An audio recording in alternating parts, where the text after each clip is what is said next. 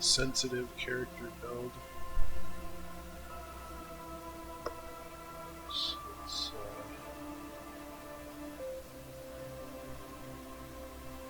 I did play through this before when it wasn't the final cut, and I kind of had more of a balanced character. I think it was more of a thinker, because I definitely had the encyclopedia, and that's kind of interesting, especially when you're kind of learning about the world and stuff. But since I've played this before, and that kind of thing wasn't that important to the overall experience, I'm going to try to do it that way. And I would do hardcore mode, but I think I'd probably die a lot.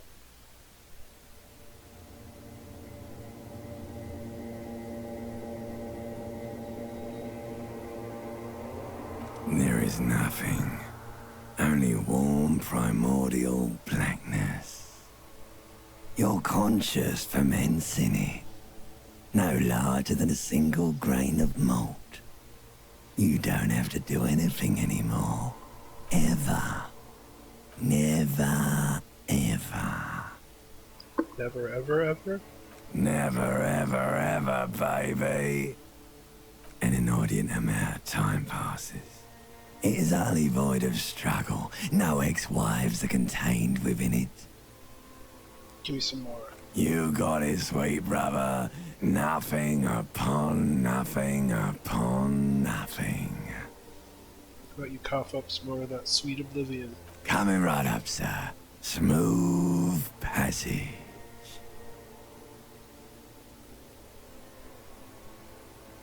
Alonzi, let's go. All right. Nothing town to fuck all borough.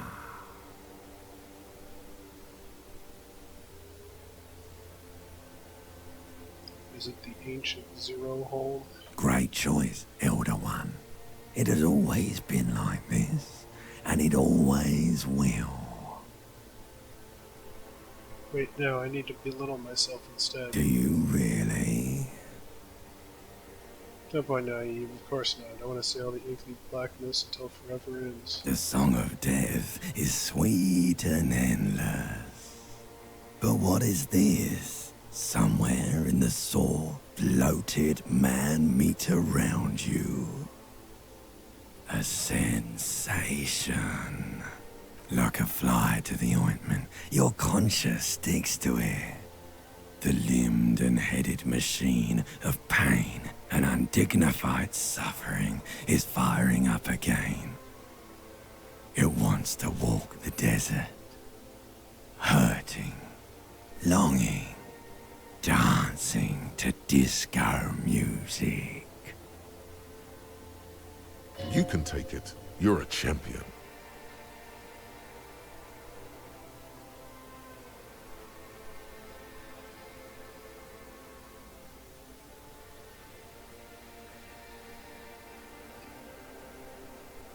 No, I'm not scared. I'm a champion.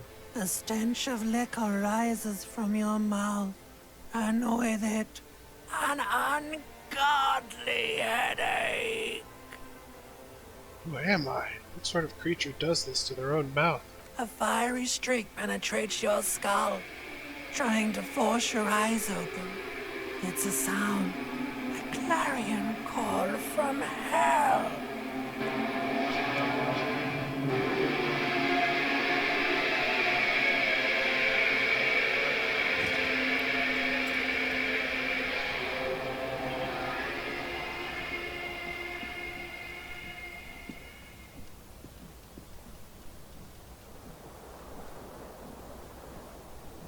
Alright.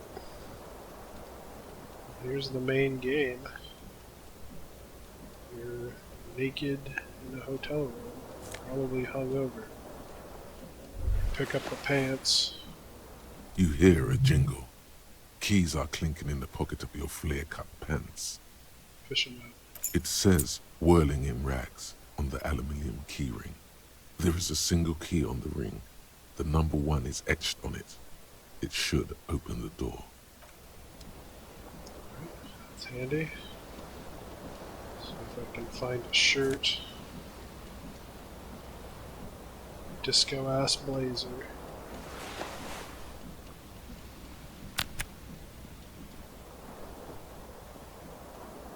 This fan has two chain pull switches. One ends in a tiny fan, the other in a light bulb. A truly horrific necktie has somehow attached itself to one of the blades. Or has it been consigned there as punishment? You feel as though this creature is your friend and wants to reattach itself to your neck so that you may continue your adventures together in this strange world. So you can see this is the first check that we've had. So it's a dice, it's like a D&D dice roll system. So, I mean, why not? What's the worst that could happen if we try to grab a tie off of a ceiling fan? So let's go for it. You reach out to grab the tie. Failed. But what's this? Diffuse, radiating chest pain. Doom comes over you. Grab your chest. This is bad. Feels like sharp stones grinding in your chest and keeping you from moving.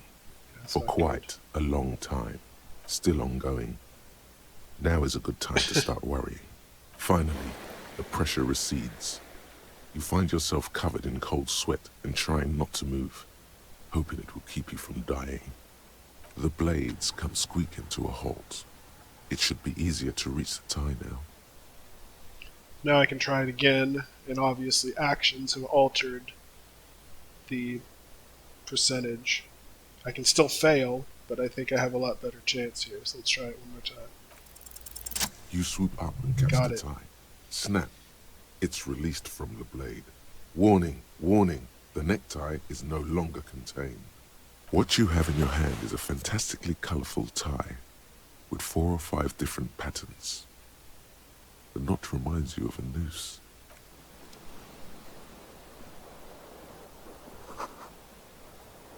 Magnum-sized bottle of Commodore Red. It's empty. Looks like someone tore out the tape while the song was playing. The reel-to-reel tape player is still going on, rolling empty.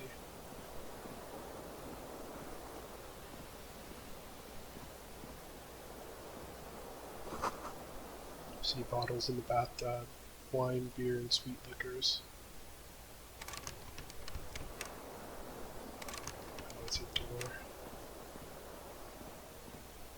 A mirror hangs above a bent and broken sink. In a fierce discharge of masculine energy, someone has ripped half the faucet off.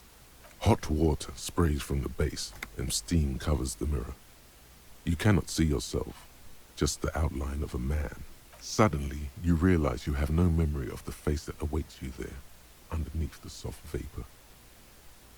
As you slowly reach your hand towards the surface of the mirror, abort. You clearly have not thought this through. You won't like what you see there, and you will never unbecome it. Yeah, there is definitely something wrong with it. I need to touch my face first, make sure there's nothing wrong with my face. Wait, what's wrong? Where to even begin? There is the bloatedness, then the swollenness. It's like there's an upholstery of alcohol underneath your skin. At least my tongue is okay. It's not. It's swollen and snail-like, wriggling between your fingers. Okay, let's just go. Maybe it's better to stay blissfully ignorant. White satin shirt.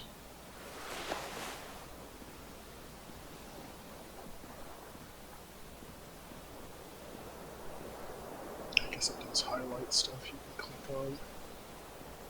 There's a window. A broken window. The window stands broken in its frame. Cold wind blows in. The shards face outward. Whatever broke this window came from the inside. I break it with my own hands. A fine web of scarring covers the back of your right hand, but none of it is recent. What did this then? More likely a projectile than a held object. There are no fragments on the floor from pulling a tool back in after impact. Something you've done before. Assess the size of the impact. It is too large for a bullet, yet too small for a piece of furniture. You're looking for something heavy and larger than your fist, like the green shoe that's on the hat rack in the corner, which, coincidentally, is missing its friend. Congratulations, you smashed the window with your own shoe. Now you only have one. If you're lucky, you can still find the other on the balcony outside. The door to it should be outside your room. Maybe it wasn't me. You mean someone else took your shoe off and smashed the window with it? I should go and get the shoe. A cool wind gushes in. Your toes curl up from the cold. So now I got my first mission. Find my own shoe that I threw out the window in a drunken stupor.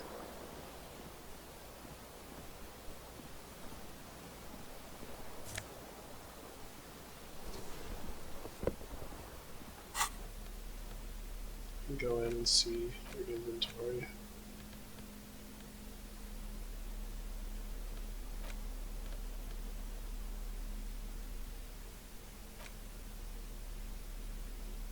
Necktie is adorned with a garish pattern. It's disturbingly vivid. Somehow you feel as though it would be wrong to ever take it off. It's your friend now. You'll betray it if you ever change it for some boring scarf. Looks like someone skinned this blazer off some long extinct disco animal. Has an enigmatic white rectangle on the back and a bright sleeve. This white satin shirt used to be fancy. It used to really catch the light. Now it smells like someone took a piss in the armpits.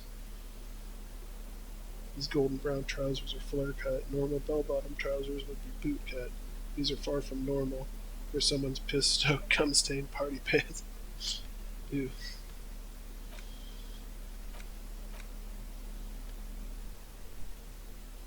And then your items give you bonuses, obviously. So you can see your tasks here. You don't have a map yet. Seems like your green snake skin shoe is missing its partner. You should find it before you venture into the wild unknown. 2 shoes are better than 1. Unite them again. Okay. This is my character sheet. Can't level up yet. Inland Empire is high. Volition is high. Hold yourself together. Keep your morale up. That one might be one that I need to keep and focus on. Understand cop culture. Suggestion. Charm men and women. Play the puppet master. So I don't have a lot of intellect skills. Logic, encyclopedia, rhetoric, drama. Pain threshold, endurance is pretty high. Physical instrument, electrochemistry, shivers, half-light. These are all pretty low. Measure your facing reaction speed. You can do a lot of information about this, each thing. They're all fairly obvious. Paranormal investigators, mental creators, unfiltered wellspring of imagination, emotion, and foreboding. Enables you to grope your way through invisible dimensions of reality, gaining insight into that which sight cannot see. What's really going? What do these enigmatic riddles mean for the world's fate? At high levels, Inland Empire animates the inanimate. You'll have conversations with your clothing, conversations that may change the course of the investigation if you're not drawn into the loony bin first. With Flow Inland Empire, however, you'll be void of imagination, the character, and how will you shape the cosmos? Okay. I think I'm ready to leave the apartment now. So I should check the balcony. Something on the table. Some change. Yeah, whatever. I'll take it.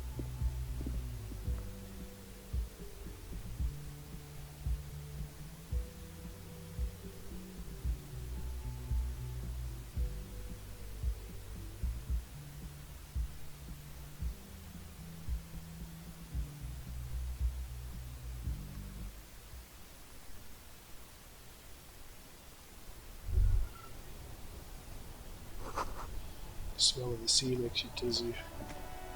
Oh, there it is. Gust of briny wind washes over you. I got both my shoes. They look like a lot less of a mess than before. There they both are. Two identical shoes, both copiously green and indiscriminately snakeskin, reunited on your feet. Good, they're balanced, comfy. Feels like the only good thing about you right now, truth be told. Okay.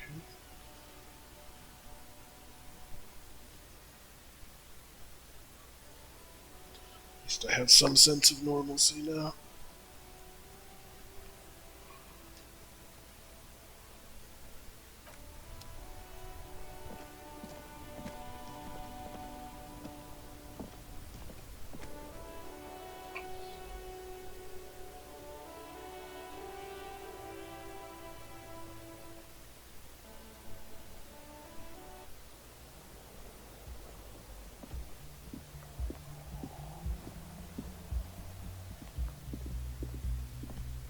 Hello, officer. March 3rd is 51. The young woman raises a cigarette to her lips. Officer? Am I military personnel? No. There's only one solution to this. You're a businessman. Why did you call me an officer? Because you're a police officer, sir. You're shitting me. I'm not. Unless you've been shitting us all this time. All this time? You've been here for 3 days. On official police business, no less. What business is that? I couldn't say. In truth, so far, mostly drinking. I can try to pick her up. I've got 42% chance.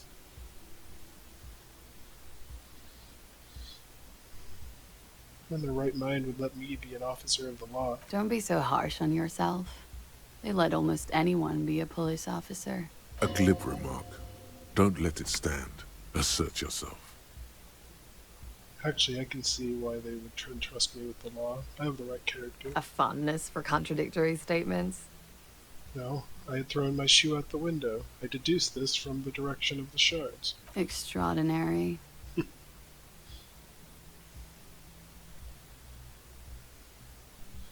I don't remember being a cop or anything else. Could it be because of the drinking?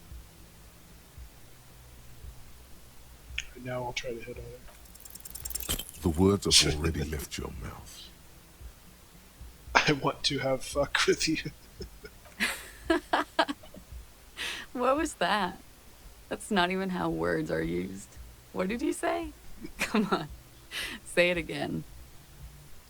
I said I wanted to have sex with you. No. You see, that's not what you said. You said...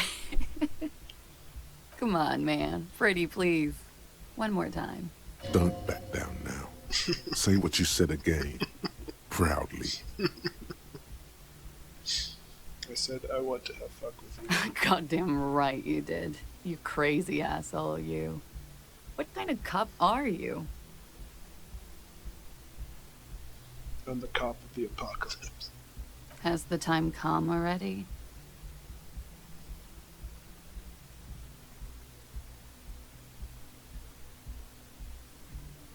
Cops walking around with no memories of who they are, saying what I just said. The end can't be more than 2 days away. You're one intense cop.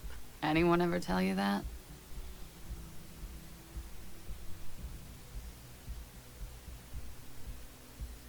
I wouldn't know. I have no recollection of anyone ever telling me anything.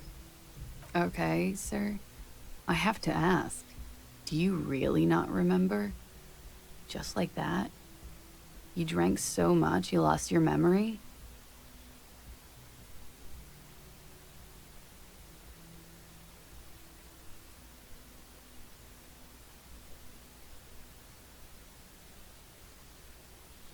Yeah, there's a massive otherworldly mystery afoot here, and I'm the center of it. In that case, I think I might have a premonition for you. The silence is foreboding as she extinguishes her cigarette. It's gonna suck for you later when you have to interrogate me.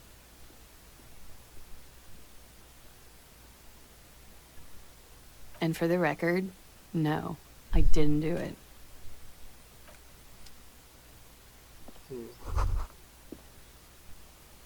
You should pick that fat, juicy cigarette butt from the tray, light it up, and smoke the living shit out of it. Am I a smoker? Who knows what you are? A monster, a murderer, the gnome of Jeroma? You feel like a smoker, especially when you look at that juicy, succulent, seductive cigarette stub, still smoldering deliciously. She broke it at the filter. I can't smoke that. How very astute of you. This renders it ineffectual. You should look for a whole cigarette, or better yet, an entire pack. Strike that. A carton. Make sure they're all healthy and able-bodied. Then smoke them all. Oh, that's certainly an idea. The idea seems to make your neck expand. Suddenly, the garish tie feels very snug. Or you could not do that. No one is making you. Well, I'll think about it. Good. Thinking about yummy cigarettes in your mouth is the next best thing. Make sure you think about juicy sticks of tobacco all the time, though. It doesn't count if it's not all the time. And when you're done thinking about them, graduate to getting them. Plus, smoking them gives massive bonuses. Massive bonuses, you say?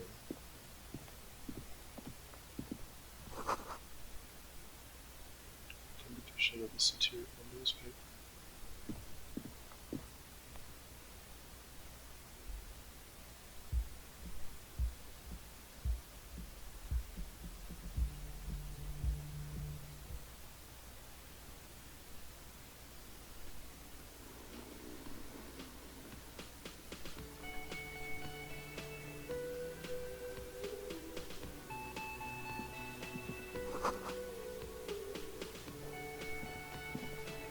Door closed for the winter.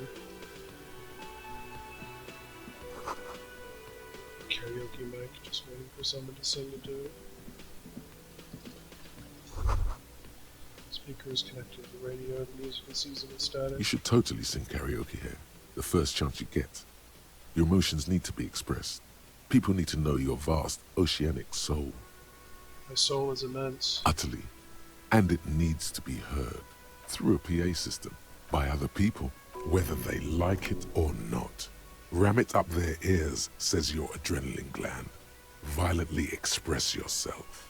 What should I sing when it comes to it? You have not yet stumbled on the right lamentation, but it's out there. It'll come to you. You will wreak havoc with it. Don't worry. I was thinking maybe I could sing something happy, get the people going. No. Don't sing the happy song. It's stupid. Sing the sad song. It's profound. You have to find something tragic to sing first, though. Alright. Find karaoke to sing.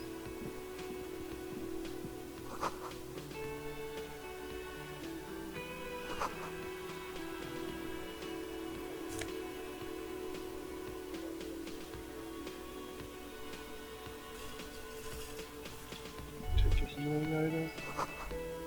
Soft power electric juicer comes from the kitchen. Someone's working. Doors bolted. Signs from the kitchen reserved. The person now until 1300. So read mess hall reserved for union members. Doors open 1600. Little pinball machines.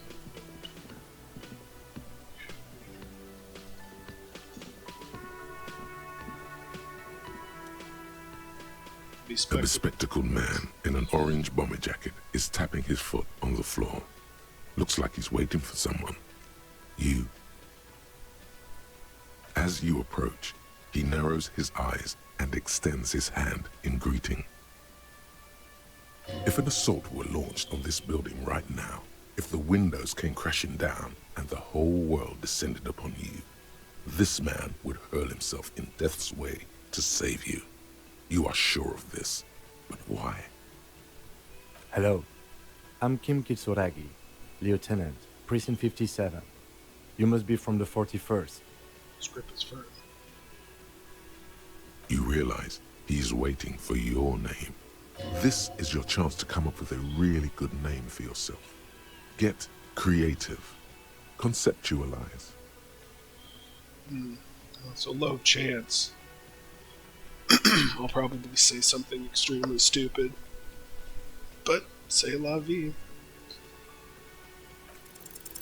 Raphael Ambrosius Cousteau. It's very cool. When I come off as a douche, if I call myself that. You instinctively run your hand over the multi-patterned silk of your tie. Its slickness gives you comfort and reassurance. Don't worry! Raphael Ambrosius Cousteau is one classy name for one classy cop. My name is Raphael Ambrosius Cousteau. Yes, well, He doesn't even process what you just said. He moves on. it looks like we had a little scheduling error on Sunday. Saturday too, actually. Have you had time to talk to the manager here? No, I haven't. Then we should ask him for a rundown of the area. Get me up to speed.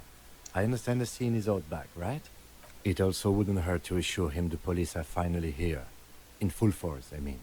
Have you mapped out the initial interviews? Yes, the police. I'm aware that I'm a policeman. Right.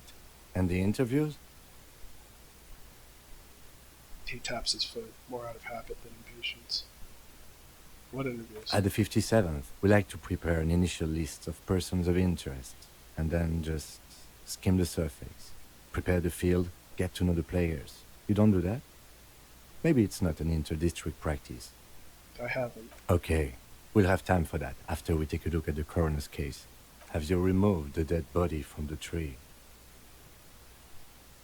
Dead body? Mm-hmm. I don't like dead bodies. Sure. But did you take it down from the tree? No. So, the body is still in the tree. This is the first time you detect a weariness in the lieutenant's voice. It is obvious he would have preferred for the body to no longer be in the tree. Where it has been hanging for 7 days straight. We should go there as soon as we are done talking to the owner. How can you be so sure I'm from the police? I was sent here to meet a detective from Precinct 41. You have the insignia of the citizens' militia on your sleeve and on your back. I suppose you could be impersonating him. You could have gotten the insignia from the black market or forged it. But for now, I'm going to set those possibilities aside. I'm not from the Inspectorate General. You said insignia. These white rectangles, you mean? Yes, They're just white rectangles. they are not just white rectangles. They bear a halogen watermark with the letters RCM and a pattern resembling the street grid of Revachol West. I would ask you to step into the headlights of my motor carriage, but again, it's none of my concern. I just need you to do your job. Shouldn't I have a badge or something? You mean you don't have a badge? I have my badge. I'm a policeman and I have my badge. Oh, if you didn't have your badge, Look, then that would badge be missing. very bad. You would need to report it on my shortwave. But since you do have it, we can go straight to the task at hand. But I can't remember anything. I can see you drank last night and the night before, and that you are still drunk now. But I have seen officers go through worse. Much worse. If you need something for your headache, there is a general store nearby. But as I said, the dead body should be our #1 concern. A painkiller would be good about now. This thing is pulsating with discomfort. The best cure for a headache is, of course, morphine.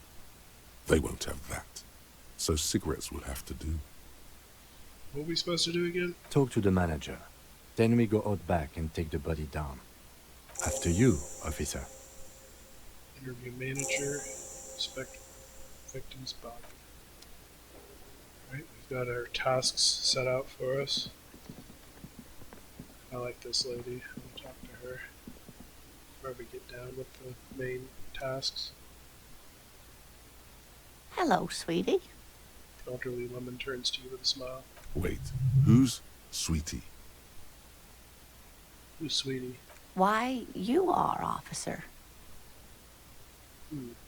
Maybe I am. And have you found anyone to be sweet to?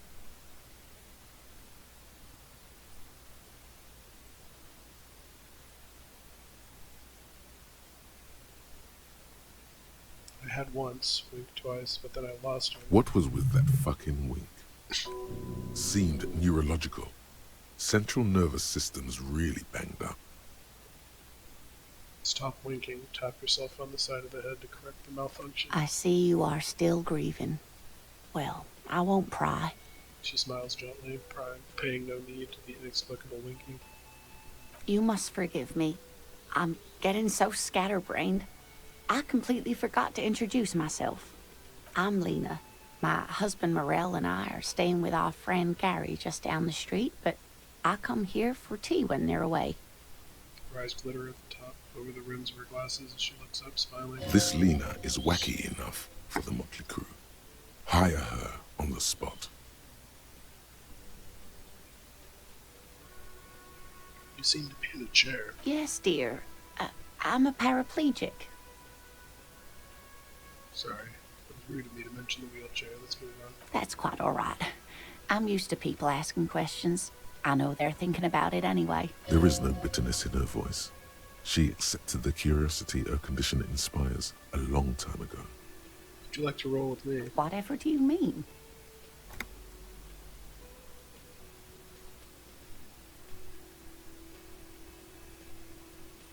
Well, you be a wheelchair partner in fighting crime, ridding backyards of corpses, catching sequence killers. Sequence killers? Oh my. But I think you already have a partner, sweetie. A partner who needs you to help him get a corpse down from a tree. I know, but there are also side mysteries, sequence killers, and forays into the paranormal. I can assure you, with absolute certainty, there are no sequence killings taking place in Martinez. Now, Spoil sport. gentlemen, no need to squabble. I wouldn't be of much use to you anyway, sweetie. Why? 3 heads are better than 2. Thank you, but Martinez isn't the most wheelchair-accessible place, you see. I'd slow you down. Perhaps another time. That's depressing. I don't know if you noticed, but I don't know where I am or what I'm doing or anything. Yes, officer. You look rather dazed. Like a stunned fox. But surely things can't be that bad. Your eyes follow your movements with some concern. She won't judge you, no matter what you say. I drank so hard I forgot literally everything. Oh my. You know where we are, right? Whirling in Rags cafeteria was on my keys. That's right. And where is the Whirling in Rags cafeteria itself located? In hell. We're all in hell. We're in the city of Revachol, dear. Honestly, I don't know diddly squat about Revachol. What kind of place is this? How would I even begin to tell you? Revachol is the most beautiful city in the world. We're fortunate to be here, you and I. I haven't seen very many other cities personally, but everyone says so. Revachol is a rare jewel. This city used to rule the world, though it has seen better days.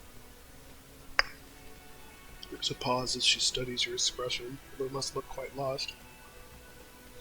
Speaking of history, you know what year it is, yes? Spring of 51. That's right, dear. How splendid. Here, take this pen. Knowledge should always be rewarded. Her relief is palpable. She was getting pretty worried about you there, but now she relaxes her shoulders. I can tell that this is taxing for you, so I'll just ask one more question. What regime are we living under? What mode of government?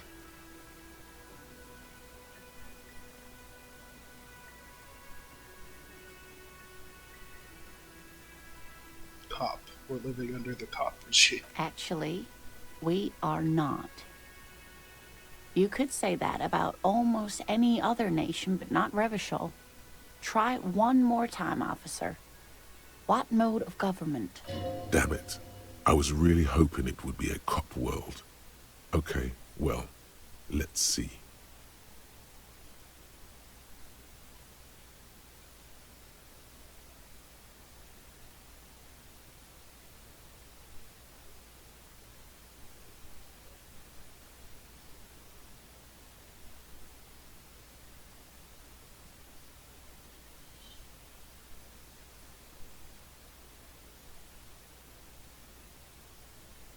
Kind of democracy, maybe? Nope. Sadly not. Revachol is what's called a zone of control, under an alliance of foreign powers called the Coalition. We have no government of our own, and what democracy we have is market-driven. If there's no government, how come there are cops? Oh dear. And you were doing so well. There aren't any cops in Revachol, not in the traditional sense. The status of law enforcement has been a complicated matter since the revolution. But we should stop for today, sweetie. You look like you need a break. Besides, I'm not the best person to explain the big things to anyone. She's scared now. She's realized you really are brain damaged. What's the revolution you mentioned? A defeat, I'm afraid. The people of this archipelago tried to build something new, something different. The rest of the world didn't like it, so they came and ended it. This was 42 years ago. What does that have to do with there not being any cops? It has something to do with everything. I really don't know how to explain it better. I'm just a poor woman, she thinks. What do I know of these things? And how can I help you? So how did I do? You were doing quite well up until the end there. It does look like you're having trouble remembering things. History and places. Remembering reality in a word. It's very odd. A sigh. The lieutenant buries his nose in his notebook. But maybe a fresh set of eyes is what the world needs. And while I'm no doctor, such bouts of amnesia are often temporary, so I wouldn't worry too much. She means this sincerely. Worrying won't do you any good. You could tell me more. Someone more educated in sweeping matters. Maybe you should ask. The janitor? No. I'm not an encyclopedia. I won't be a guide either. I'm a detective.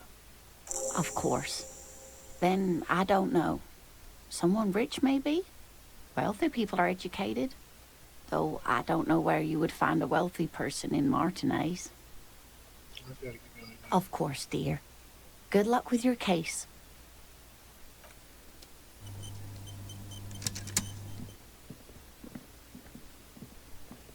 She's a nice lady.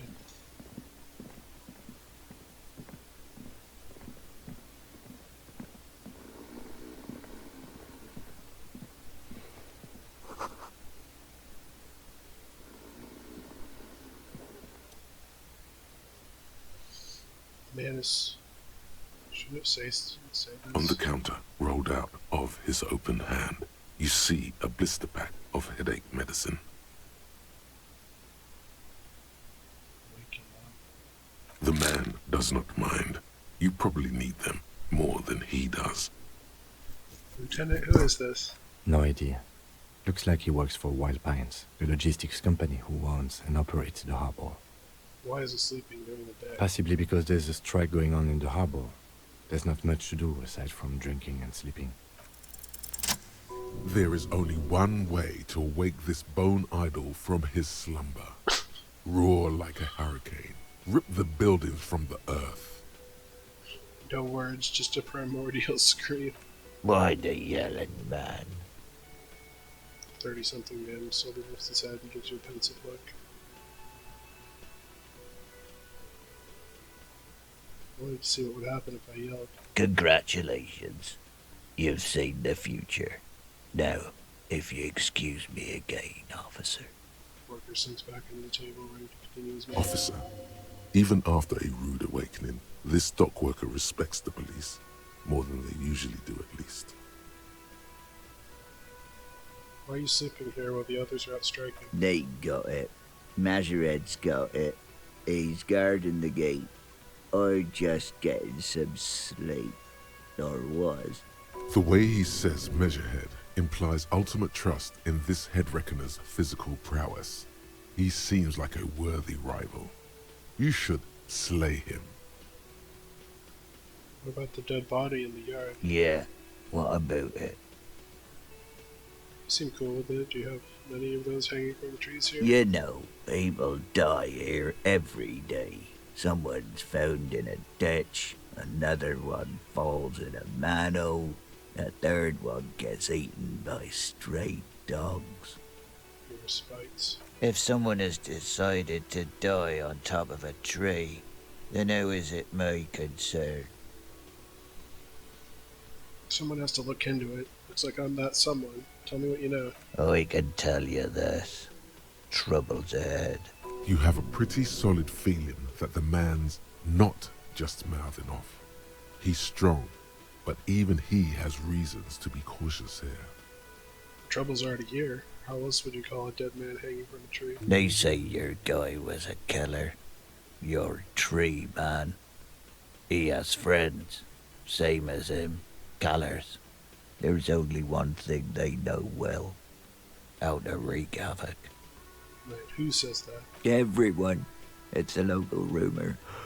You're saying things might get violent around here? You heard what I said. Draw your own conclusions. That's all I know, and I prefer to keep it this way. The lieutenant gives you a little nod, then makes a note in his blue notebook. So Union people think he was a killer, he thinks. Even sleepy hair. This doesn't help a lot, but it's something. Good work, detective. Yours, point to the bottle in this folder. Indeed. Help yourself to some. Wait. No. Oh, it's empty. Sorry about that, pal. Just tell me about Wild Pines. That's the name of my employer. I work in logistics. He doesn't sound too enthusiastic about this. How's that going? How's it going? Haven't you noticed what's going on outside? I'm not sure what you mean. We're in the middle of a strike down at the harbour, trying to force some sense into the executive board of Wild Pines. For one, I get you some more shut-eye in the mornings. Right to work, right to sleep, I say. You're here. Who's behind organizing the strike? We are. The workers. The union. We know what we need. What's right for us. You mean there's no leader? Okay. I guess there's also Everard. He's in charge of the union. He's smart. Knows how to negotiate. He's got our back. See anything interesting in your dreams? Thank God, no. Tell me. Is it a bliss free of X somethings? The worker stares at you, his eyes dry from sleep. A web of wrinkles covers his tanned forehead. I don't know what you're talking about, kind sir. But when I'm out, then I'm really out. No X anything. Just quality time. A little me time in the abyssal pelagic zone. You can never return to it now. Only detective work remains. Wakefulness and detection. Alright, I'll let you sleep. The dock worker doesn't answer. His head is already back down on the table, in sweet sleep. Alright. Guess I better talk to the managers, since that's what I was out here to do. Headache medicine should come in handy. It's always nice to have a little buffer. Both of these things are like your health, basically. If one goes down, A man you die. in his late 20s, with a thin, unimpressive beard, notices you approaching. He drops the ledger he was holding and turns to the lieutenant. Could he be irritated with you? He avoids eye contact altogether, like you're not even there. Mr. Gart, right? You run this place. Yes. I am Kim Kitsuragi from Precinct 57. This is an inter-district investigation, so joining me from Precinct 41... As I said, Detective Raphael Ambrosius Castel. Right. Now, I know it took us a while to arrive at the scene. It also took you a while to call us and report the dead body. It was you who placed the call, yes? No, I only just got here. It was probably Sylvie who called you. She usually works the bar here. I'm only temporarily taking over her duties. Do you have her number? As a matter of fact, I do. Looks behind a pile of coasters, finds a slip of paper, and hands it to the lieutenant. You said you just got here. From where? Are you a local? What, of Martinez? No. I live in Jamrock. I only sometimes come here to keep an eye on the place. This is just one of the many, many cafeterias I manage. But you still know your way around, yes? In case we need directions.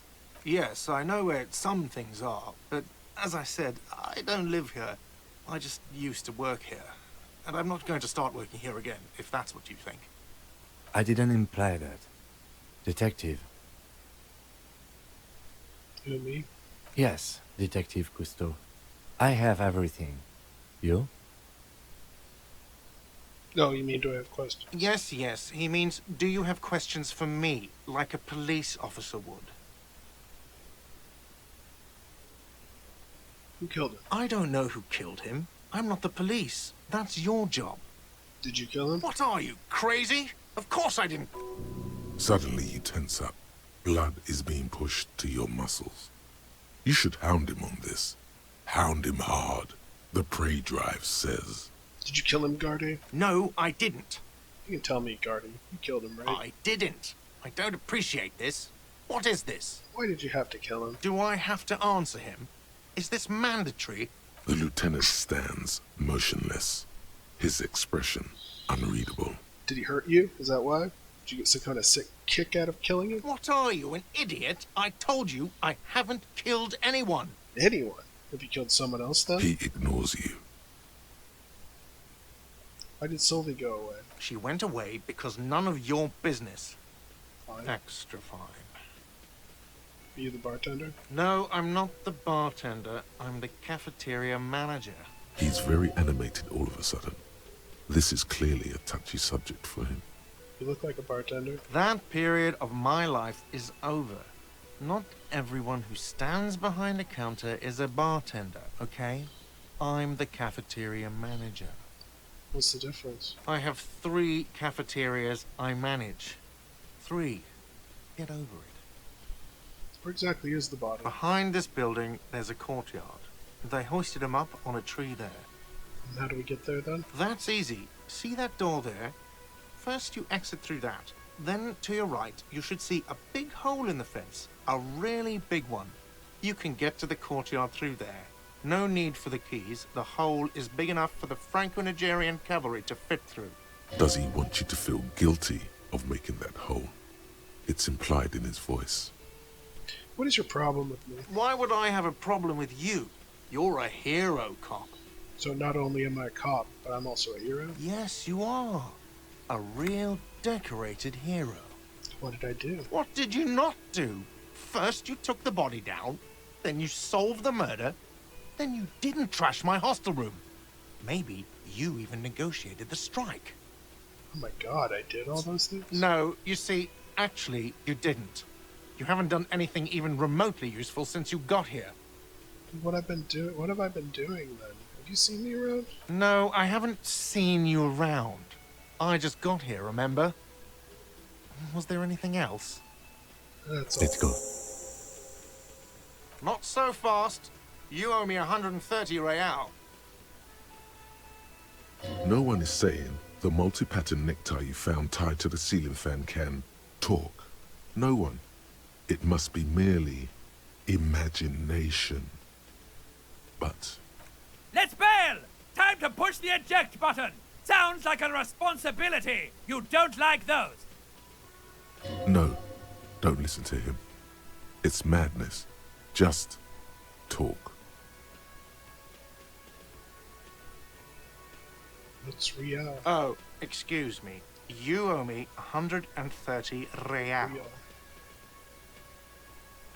The IIR, or Inter-Isolary Real, is the global reserve currency. Whatever part of the world you're in right now, it's safe to assume he means you owe him some money.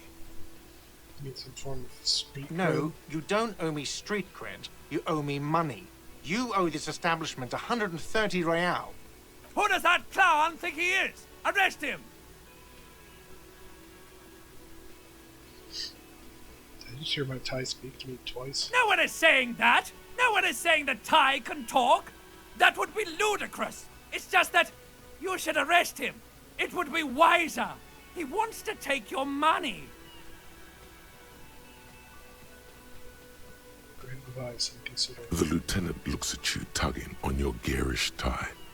He puts his hand on your shoulder. If you don't have the money, it's okay. None of us are in this for the wages. That's Cop 4. I haven't offered to pay because I don't have any money either. What do I owe this place for? Let's see. 3 nights at a tariff of 20 real comes to 60 real. Then there's the window you annihilated. The hole in the window was the first thing I saw when I came to work. So don't try to tell me you didn't. That will be 40 real in damages. Another thing you've annihilated is half the bar. You've run a tab of 30 real. Actually, more, but we'll round it down to 30 for your hard work maintaining the stability and order of Revachol. That's 60 plus 40 plus 30 equals 130 real. And yes, real is still money. But what exactly is money? What are you, a philosopher? Actually, I might be. Money is what grown-up people use to pay for things. Things like this hostel room, or 8 bottles of potent blend, and 9 packs of Royal Extra. We use it for everything, really. Interesting. Where do I get it from? Are you serious? From your work? I don't know. You can take bribes, I guess. I'm sorry. I don't think cops can take bribes. Some do take recompense, but only to survive. Why do I need it? For survival, to pay me. Unless you want to become a hobo. Do you want to become a hobo? There's nowhere else to stay in Martinez, and it's a cold spring outside. Money doesn't make you happy, but it lets you be unhappy for a while longer. That's true. If you run out of money, you die. It's like that for all of us. Me too. That's why I need you to pay me. I'm not an asshole. There's a shuffle of nylon as Lieutenant Kitsuragi looks for something in the pockets of his orange bomber. You're under You arrest. can't arrest me. I haven't done anything. Oh God, I'm gonna use my authority. Put this man in his place. The words leave your Oh, it mouth as if fails. walking up the stairs. Everything is going fine until you reach the end and take one step too many. I fucking well can, bitch. Oh, so apparently I'm a bitch now. Okay, I'll be the bitch, and you'll be the broke cop who owes me money. And no one will arrest anyone because that's insane. How's that? Sir, leash in your tongue. Lieutenant's voice is controlled yet threatening, like it's coming from a different person. The words nail the cafeteria manager to his place. Unmoving, he stares down at the counter with his cheeks reddish. Officer, you need to contact your station. Ask your people for assistance with the money you owe this place. There is a shortwave radio in my car. When you get the time, use it. We need to get this investigation started now. I'm sorry, but I can't let him stay here if he doesn't pay. He's 3 days on the slip. If he doesn't have the money by tonight, he'll have to work this from home. Isn't there somewhere else I can stay around here? You can look, but the union squeezed most people out of business to fund the strike. So, I don't know, your best shot is just going home. Remember where my home is. Okay. Let's go. Goodbye, sir. Good luck. By the way, where is home? The address is coming up blank, and this place sure isn't it. Really don't remember. But you've been at this hostel cafeteria for only 3 nights. Where were you before? You had to be somewhere.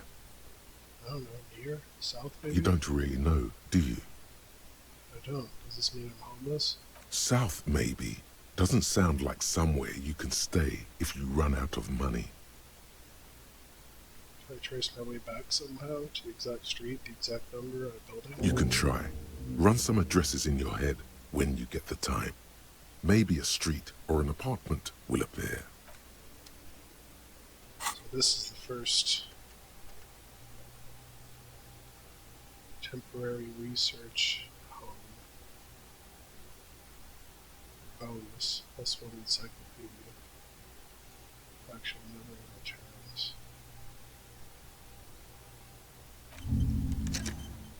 I might as well. Let's do one. Find smoke, some karaoke. Report your badge missing. Inspect victim's body.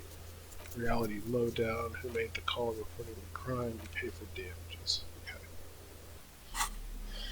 What else do I have here? It's just the other shoe, right? Oh, monkey pen. I could sell that. It's worth $1.35. Alright. Let's see. I'm supposed to go investigate the body.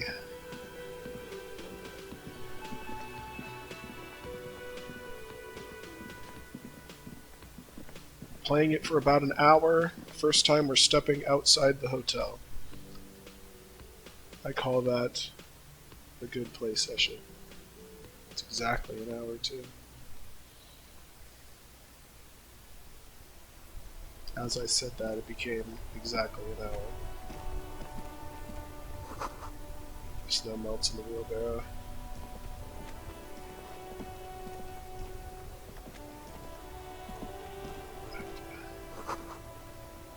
Inside Reed's fucking place. I thought there weren't any cops in this world. Before you stands a motor carriage. The bodywork is covered in blue and white livery, bearing the number 57.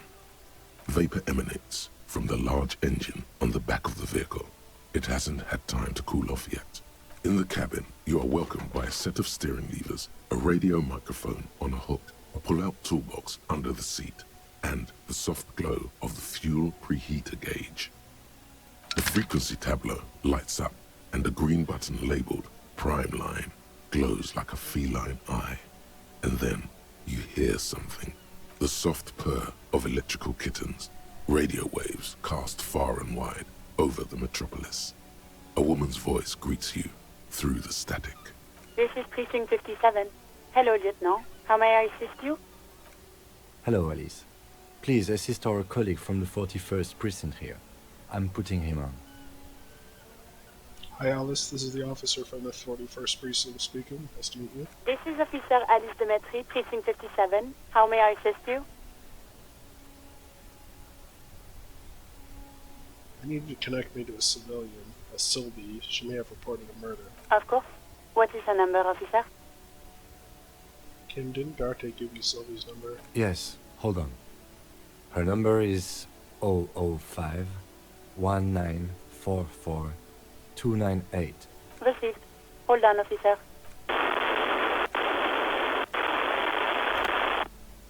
Give it a minute. She might be busy at the moment. Takes a bit to get to the phone. Just wait. Relax. Officer, I have Sylvie Malaika on the line for you. Yes, hello?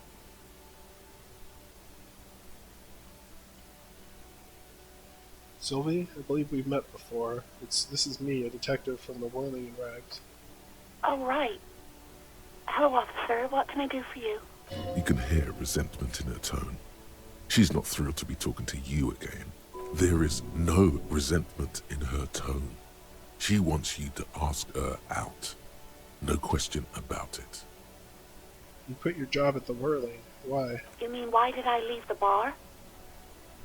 Honestly, I'm not really comfortable discussing it with you, sir. Why aren't you comfortable discussing it with me? Let's just say I left because I needed to get away from someone. Get away from whom? You know whom. You think you hear a sliver of accusation in her words. Don't be paranoid. She's obviously talking about someone else, not you. You mean me? You need to get away from me? I really don't want to talk about this. Let's just forget about this, okay? Alright, I won't push you on this. Are you ever coming back to work? Maybe, I don't know. I just know I have to take some time off right now. Was it you who called the police? No, not me. Why didn't you call? Didn't the corpse behind your workplace bother you? What? Of course it bothered me. But I thought the Union already knew about the corpse. What does this union have to do with anything? No one calls the police. The Union would get angry. What do you mean by that? You know, what the Union says goes. People listen to them and they take care of their own, which is like everyone here. Garbage.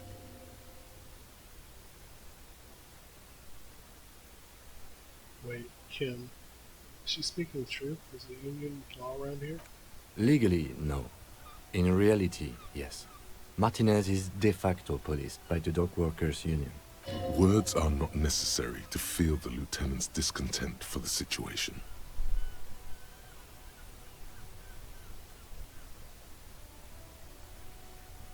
Looks like there's a limit to my authority then. Mm-hmm.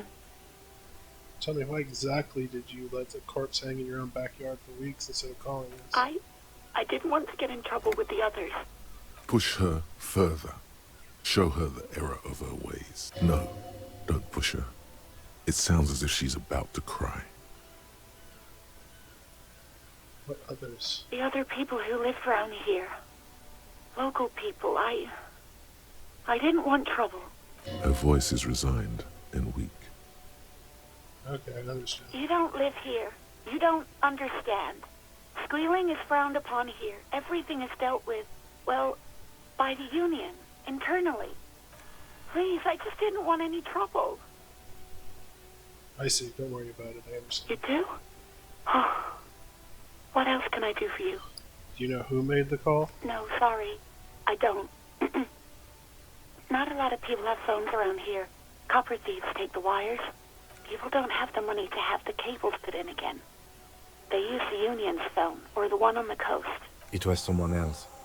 We'll find them sooner or later, officer. It just might take a while. Okay, next question. Yeah, go on. You want to grab a cup of coffee with me sometime? No, absolutely not. Damaged my morale. Ouch. That's like 20 points of pride damage right there, buddy. I think I got everything I need, thanks. I do hope so. Please, don't call me again. Bye. Why does she seem angry with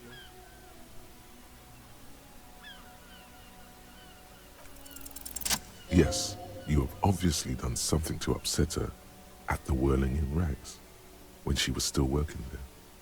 Wait, before you go, you're mad at me, right? Tell me, what did I do? I can't remember anything. I'm not mad, it's just... You were so drunk and so emotional all the time, and then the skua thing happened. It just made me want to quit. What skua thing? The stuffed bird. The great skua. You threw it against the wall while screaming, "Fuck that bird," and laughing like a maniac. I think you said it had been giving you shit ever since you got there. Bitch bird got what was coming for it to her. Okay, officer. Crackling static, more static, and yes, more of that sweet static. The violence of your words is obviously scaring her. So you're telling me that I was the one who made you want to quit? Yes, obviously. You were the worst client I've ever seen. And I have seen so many assholes in this place. I've had sailors fighting, union guys grabbing my ass, kids stealing booze. Once a guy was glued to the karaoke machine every night for 2 months. But you...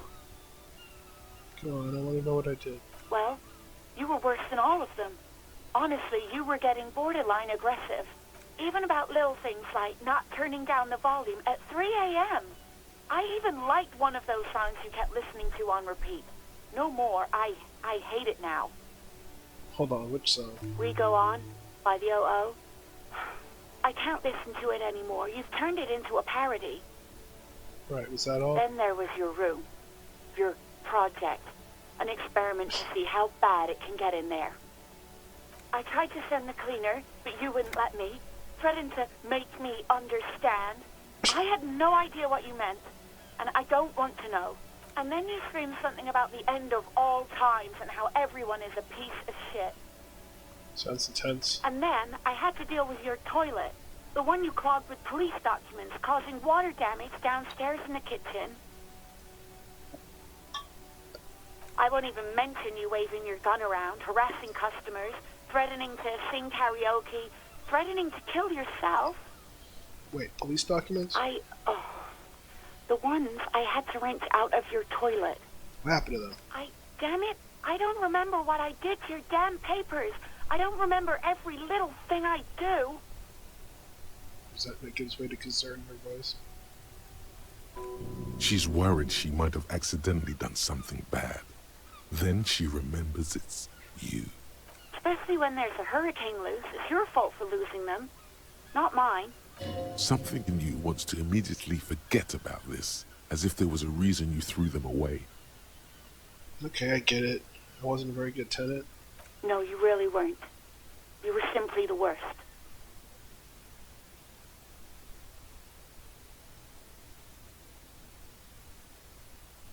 I was trying to show you the world of tomorrow, the great panic at the end. God, I knew I shouldn't have brought it up. Just try not to call me again, and let's pretend it never happened. What else did I sing besides the oh? I'm looking for a song. Oh, all sorts of things. From disco, rock too. So much disco and rock. Maybe you can help me identify this one particular song. Which one would that be? One that's really sad. Sad? I think the one you mean is The Smallest Church in Saint-Saëns. Richard, that write-up. Interesting. You still have to find it, however. Right. Thanks for talking with me. Take care. You hear a sigh of relief on the other end of the radio. Wordless, the call breaks. Then, the already familiar voice. Anything else I can help you with, officer? Could you connect me with the 41st Precinct? I have something I need to report. Just a second, officer. Pitch one hole and static crackling softly like a bonfire. After a while, you hear an old man greet you from the radio. His ratty voice sounds familiar. 10-2, 10-5. This is 41st. Come in. A scrawny old man sits in a dusty cubicle, smoking, with a large white rectangle sewn on his vest. In front of him is a box-shaped apparatus with an array of wires and antennas. The radio switchboard. Hi, this is me here. I work at your station. 10-4, what's your status? Over. My status? 10-18, 10-20, over. Please just talk human to me. These numbers mean nothing to me. State your message, sir. Over. I'm in dire need of financial assistance. 10-4, I hear you. I don't have the authority to grant your request, but... Is it him? What does he want? He says he needs money. Don't give that asshole anything. He's just gonna drink it all. All right. That's a negative on the additional funds, sir. Over. It's paramount to the investigation that you grant me more money. He says it's important to the case. He isn't getting a red cent. You can tell him that. Request denied, sir. Over. Nothing is working. Please, I'm begging you here. I don't even have a place to sleep tonight. He says he's in trouble. Doesn't have a place to sleep. Well, I guess he'd better crack the case before sundown then. Vicmar said... Who cares what this Vicmar said? Pull on their heartstrings. Enough, officer. This begging is below your dignity. Okay, I heard you. Anything else, sir? Over. Need to report my badge missing. But you said... 10-9, repeat message. Over. The badge, I can't find it anywhere. Basically, it's gone. 10-4, message received. This is a very serious situation. I need to... 10-22, the captain. This sounds bad. Bad and scary. Like being called to the headmaster's office in school. I feel bad about lying to Kim. He's a good dude. I shouldn't have lied to him. Any other good news? He's saying he lost his badge. He what? He lost his badge? Who lost his badge? Dick fucking Mullen. Who do you think? It's Officer Dick Mullen from the bestseller Dick Mullen and the Lost Identity. Dick Mullen is not your name. It's the name of a fictional detective who would not lose his badge. Defend yourself. Immediately. They're laughing at you.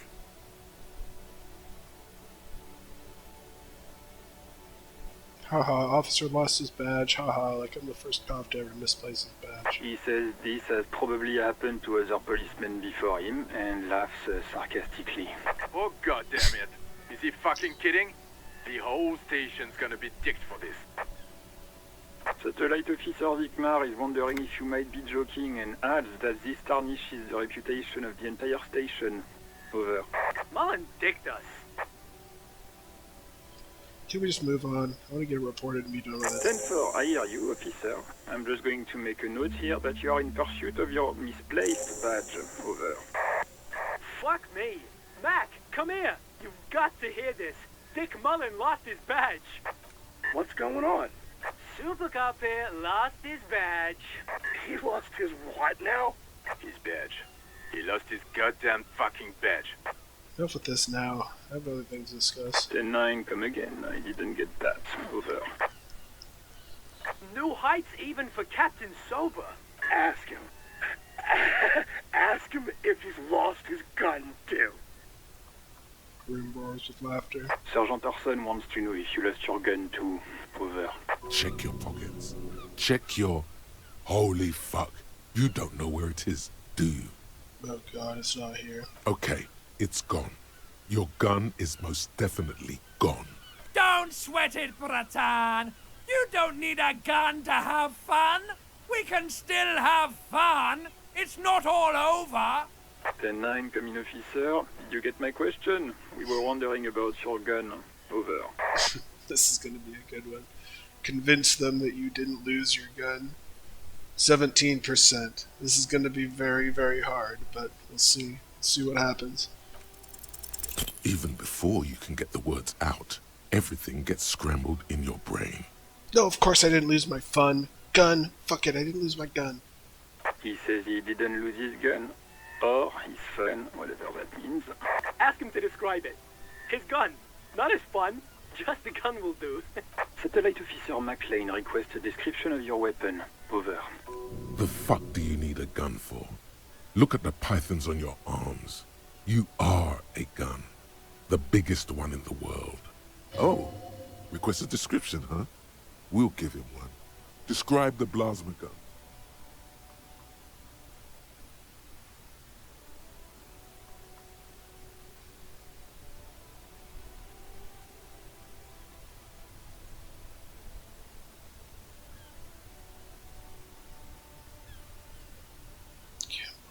It's a single-shot kill A9. An armistice, to be precise. Single shot armistice KGL A9, over. Says it's a kill 9mm armistice. Armistice? What, is he a fucking... Clearly he doesn't have his Villiers anymore. Dear God, he lost his gun. Oh my, I can't.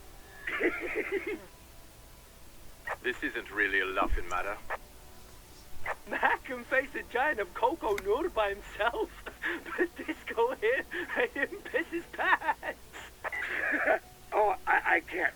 Fuck. He lost his... Ask him if he still got his wiener. I'm not going to. Ask him. Sergeant Orson here is wondering if you are still in possession of your genitalia. Over. Now is a good time to say fuck and ass and so on. That'll make this all right. I left it at his mama's after I fucked her in the ass all night. Tell him that. That's a negative. Not going to say that. What's he saying? Share with the class. He said he sodomized your mother. The prick ate Mama's vanilla waffles at the captain's birthday party. Some nerve he's got. Sure her vanilla waffles were the only thing he ate? Shut up, Chester. This isn't funny. This is my mom we're talking about. Tell him to apologize right now. Sergeant Orson requests that you apologize for the claims that you made about his mother. Over. Hey, if you don't like the fallout, maybe don't F with the firewalker. Like he says you shouldn't have antagonized the Firewalker in the first place. Who? Just Elysium. Darkwire's voice is overwhelming. Satellite Officer V. I'm afraid he might be referring to himself as Firewater, sir. Firewater? He's lost it.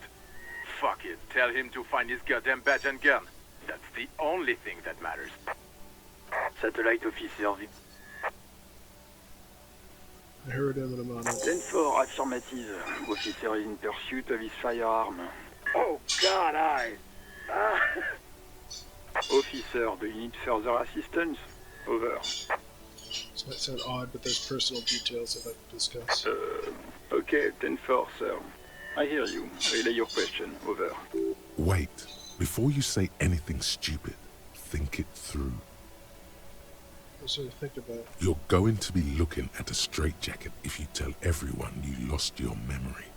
Be smart about this. Ask if he's there alone. 10-4, sir. I'm not hearing your question. I don't know if you got my badge description right in your report. Could you read it to me? Name, rank, date of birth? What? What is it? He's still on the line? He wants to verify the information on his badge. But of course, it says Dick Mullen, High General of the Revacholian Cavalry Force. Tell him to stop wasting time. What do you need, sir? Over. Looking for my address. I don't know where I live. 10-4. Your address? Hold up, Jules. He doesn't fucking know where he lives? Did I hear that right? Seems like it, sir. No, fuck him. Don't tell him anything. You understand? He's been hellbound for the gutter. Let him have it. Sorry, sir. Anything more I can do for you? Over. Any news about my family? 10. Excuse me, sir. Over. You probably don't want to continue on this road. Nothing. Come again, sir. I didn't get that. 10-9. Over. Who told you about my life before the RCM? 10-4. Well, that's, Does he actually want something, or is he hell-bent on disrupting our work? He asked if he ever told me about his days before joining the RCN. For God's sake, cut this shit out! Tell him to stop wasting time and be a goddamn policeman for a change. Sir, Satellite Officer Vikmar says... I heard that. So, was there anything else? Are you alone in the room? I need some confidential information about myself. That's a negative, sir. I got a 10-12 here. Over. Please refer to me with my full name in the future. 10-9, repeat message. I didn't get that, sir. Over. Stop calling me sir and use my real goddamn name, will you? What? What is it? What can he possibly still want from us? He seems intoxicated and keeps asking me to call him by his name. Mullen's drunk and emotionally aggressive. That's new. Wrap it up. Don't indulge in his drunken antics. Alright. Understood, sir. Over. That's all for now. Roger that. 10-10. Over and out. 18 kilometers to the south, in the 41st Precinct's relay booth, a small crowd has gathered around Communication Officer Jules Oldboy Pidier, around a dozen cops. The small room is filled with cigarette smoke, abuzz with laughter, when Officer Judith Minot enters. Her left arm is in bandages, and her hair trimmed short. What is going on here? Did something happen? Yeah, startled. John Rickamere turns to her and says, What happened is my partner made contact. It's not good. He's lost his badge and his sidearm. He seemed confused, delirious even. Mac, the torso Torson, is finger-fucking his fist, laughing hoarsely and apparently telling some dirty story to his partner, Chester McLean, near the entrance.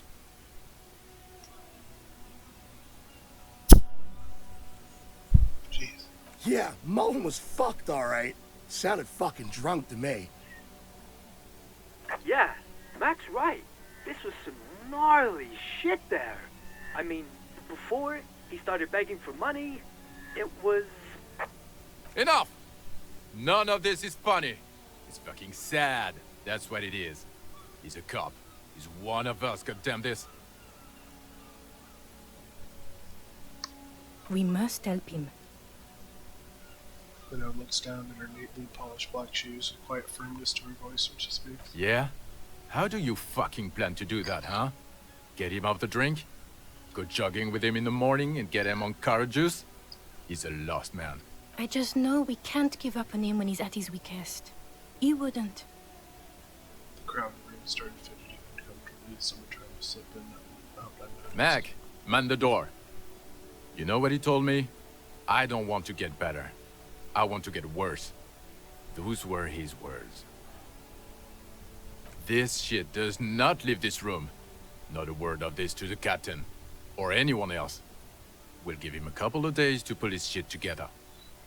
I guess I can hold off the report for a few days. Good. Okay, everybody. Nothing but a prank call here. We all got our laughs. Now get back to work. Far north, on the other side of the motorway, the officer quietly hunches with his hand in the motor carriage. A metallic drawer slides out from under the seat and clicks into place. The tools inside are neatly organized. Take what you need, officer. It's going to be a long case. I'm not protective of my tools, like some men are. He's clearly a little protective of his tools. But what can you do? Work? The pry bar feels nice and cold in your hand, heavier than you'd think. Cold and heavy, like truth. You feel like you're reunited with truth once more. Useful for opening all sorts of doors and lids. The handles are long and sleek. Snap, snap, go the cutters in your hand. Flashlight. It's robust, weatherproof, and well-made. Police issue, blue. Lets you see things in the dark you would otherwise miss. The pull-out toolbox slides back into its nest. Preheater gauge casts a warm glow on the steering levers and the radio on its hook. Fingers over one of the steering levers. The white suede feels luxurious under the touch, and the metal clutch handle so very familiar in your palm. Tap on fuel preheater gauge. This is the Kupris Kinema, my motor carriage. You can use the toolbox and the radio if you'd like. Motor carriage, motor carriage. Something bad with a motor carriage. A dark lump rises in your throat. Do all policemen in the RCM have such cool motor carriages? The Kupris Motorcar does provide most of our patrol vehicles, yes. Can we turn on and drive somewhere? No, I'm afraid not. We have a murder case on our hands, remember? What is this sinking feeling I have with the words motor carriage? Nothing, nothing. It's probably nothing. Forget I brought it up. Please proceed with the carefree lollygagging. In the cabin, you see a set of steering levers, a radio on a hook. As you tap on the gauge, the indicator pin jerks as if startled. It's in the large orange sector, indicating the engine is warm. Next to the gauge is a red switch labeled heat. There's no use pressing the heat button. It won't start without the ignition key. Alternative translation. Don't even think you can drive my MC.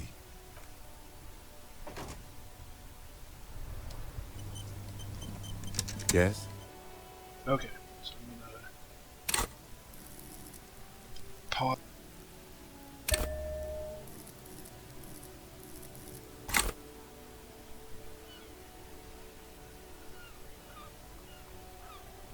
Tell me about the case. What do you want to know? Anything about it. I can't remember a single thing. Maybe you can tell me what you do know, to help me narrow it down a bit. I knew literally nothing about it. Only what told me. Do you want me to brief you? Brief, yes, that sounds good. 3 days ago, the RCM Emergencies Desk received a report about a security guard who was found hanged in Martinez. An anonymous caller said there was a dead body behind the Whirling in Rags hostel cafeteria. The cadaver had been there for 4 days. No one had come to investigate. During that time, the victim had been stripped of his belongings. The caller did not identify him, but used the word lynching. There is an ongoing labor dispute between the local dock workers and the logistics company Wild Pines. I was told we should approach the death as part of this dispute.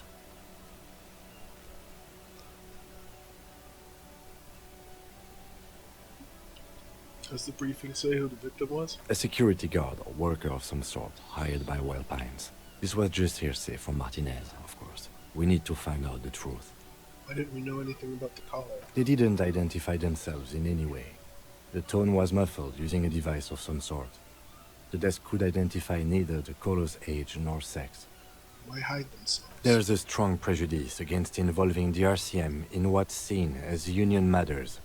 The dock workers' union is the de facto police in Martinez. Now it appears they've started executing too. We cannot allow that. Just let me make this perfectly clear. Our job here is to find the killer. That's right.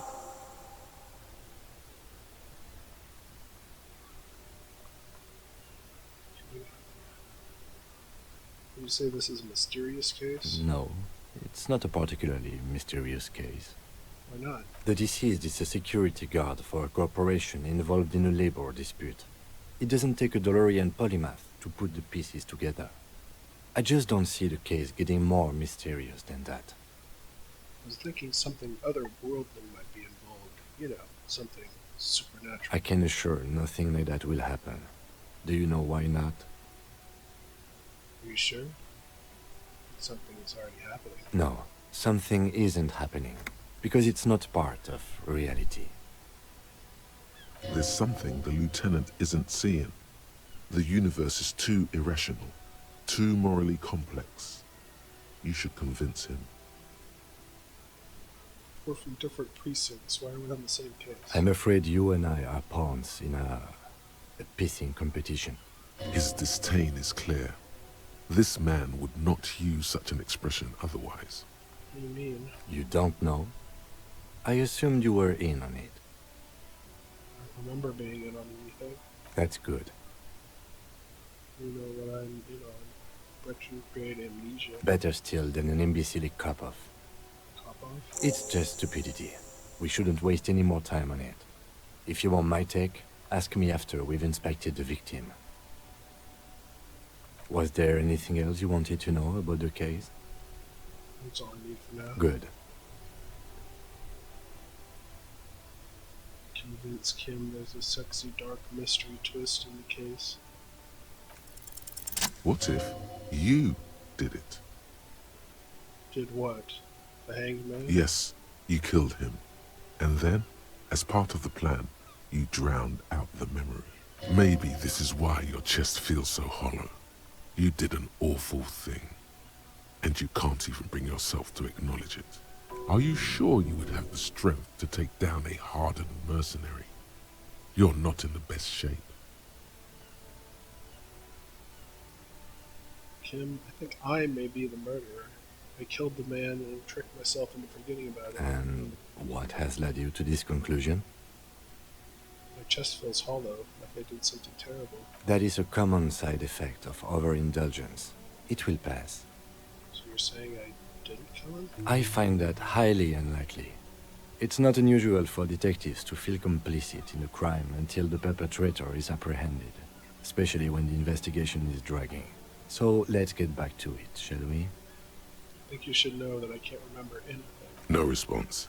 He just arches his brow. I feel like I must repeat this. I don't remember anything. There was heavy drinking involved. Have you tried concentrating on something other than your personal affairs?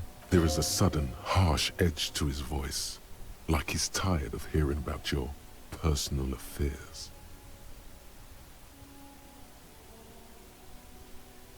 I'm completely lacking in basic information about even this organization we're in. Can you help me? Fine. We should get through this day first. Off hours begin at 9 p.m. If you're still having trouble then, I can give you an orientation. So what should I concentrate on? Try work, the case at hand. It can work miracles. Focus on other people's troubles, not your own. That is a relief. Your heart beats twice like a fist. The serotonin deficiency makes your teeth clench. Thank you, wise man. The lieutenant glances at his electronic wristwatch. A moment passes. The lieutenant glances at the sports watch on his wrist. Alright, I get the hint. We should go investigate the body.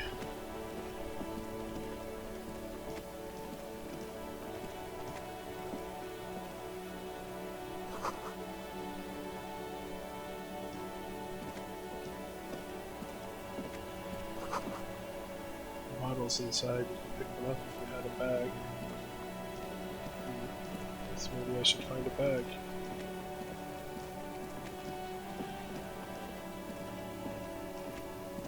First, I should inspect his body.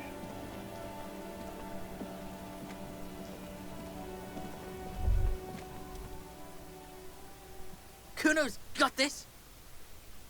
Boy throwing rocks at the dead body can't be older than 12. Oh yeah, nappa comfy, Kuno! One of your time, please. Can't talk, pig! Shit's coming up strong! Throwing rocks!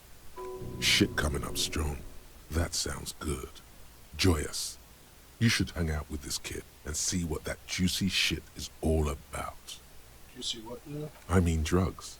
The kid's on drugs. Yeah, Kuno! Ride the lightning, Kuno! Kuno's riding it, see? Kuno's chasing the snake. The rake, Kuno! You should throw the rake at him, Kuno! The fuck does Kuno know what a rake is? Kuno's not a gardener. Kim, what should we do? We shouldn't do anything. I don't tempt such forces. What forces? You will see. You kids' siblings? The fuck are you talking about? He's calling us Kuno! He says we're fucking each other! Kid, you wanna hang out? I'm not a narc. I don't think I should say that. Look, I have questions for you. Alright, entertain the Kuno. Show me what you got. What you got there? What you got, huh? Show me what you got. Body, what do you know about it? Shitload, pig. What's your question? Don't tell the pig shit, Kuno! Kim, let me have your room. If I were to want to waste my time, which I do not, I would ask them who he is, how he got there, and the usual. You have no idea what the usual is. Just ask whatever comes to mind. Do you know who he was? Kuno's fuck imp. Kuno uses the fuck imp for target practice. End of conversation. Very strong. You should be this stoic. Do you know how it got up there? Probably climbed. Kuno was busy down the road when that shit went down. So you didn't see it happening? You heard Kuno. Kuno wasn't even in Martinez. Kuno wasn't in Revachol. Kuno wasn't regional. Okay, where'd you go then? I don't know. Some fucking Mesk or I don't know. Some other place. Night City. Kuno was in fucking Night City. Where's Night City? Kuno gives this info out on a need-to-know basis, and you don't need to know. Kuno didn't smoke the gimp, if that's what you meant. You seen anyone suspicious around here? Just a couple of pigs sniffing around in the dirt. That seems pretty fucking suspicious to Kuno. Yeah, you tell the faggoty, Kuno! On this later. Right now, let's talk about something else. You're testing Kuno's patience here. Get lost, Not the crime scene. The kids often play in this yard. Right, pig. This is where Kuno plays with his little wooden choo-choo. Fuck do you want with it? I have questions later. For now, let's talk about something Yeah, else. whatever. Kuno doesn't give a shit. I'm gonna ask, who is Kuno? Kuno's Kuno, pig. Points his chest with both thumbs. Kuno. Primal. Violent. Kuno, is that some kind of gang name? Yeah, Kuno's in a fucking gang. In a bang gang. Kuno bangs for Maggie, bangs for Mazda, bangs for Revachol. He lays the names out there with pride and precision, like cards on a table. Right when he's getting distracted, there's a malevolent hiss behind the fence. Watch out, Kuno! He's trying to fiddle you! He's gonna put his hands on you! The thing behind the fence starts squealing, shrill and violent like a fire alarm. Help! Pig's got Kuno! Help! Rape! The sound gets louder as the child shouts the windows overlooking the yard. Help! He's got the Kuno, help! Just answer the questions. Help! He's digging his dick out! Escalate, Kuno! His dick is out! You're afraid! Pigs in here, Kuno! Somebody, please! Shut him down.